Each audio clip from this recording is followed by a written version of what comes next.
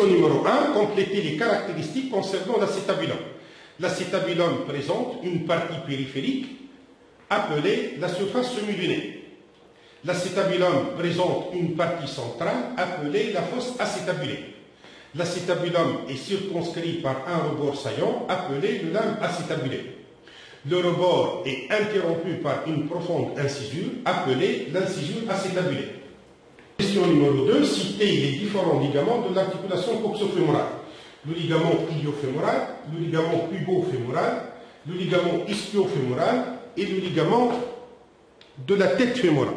Question numéro 3. Indiquez l'origine et la terminaison du ligament iliofémoral. Réponse.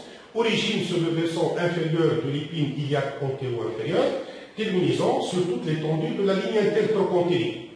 Question numéro 4. Indiquez l'origine et la terminaison du ligament pubofémoral. Réponse. Origine sur la partie antérieure de l'éminence iliopubienne et sur la crête obturatrice. Terminaison sur la partie antérieure de la dépression prétrochantérique. Question numéro 5. Indiquez l'origine et la terminaison du ligament ischio-fémoral. Réponse. Origine s'insère sur la portion ischiatique du limbe acétabulé. Terminaison sur la face médiale du grand trochantère en avant de la fosse trochantérique et sur la zone orbiculaire de la membrane fibreuse. Question numéro 6. Indiquez l'origine et la terminaison du ligament de la tête fémorale. Réponse. Origine sur la fovea capitis, terminaison par 3 faisceaux principaux, antérieur, moyen et postérieur. Le faisceau antérieur s'attache sur la corde antérieure de la surface semi-lunée.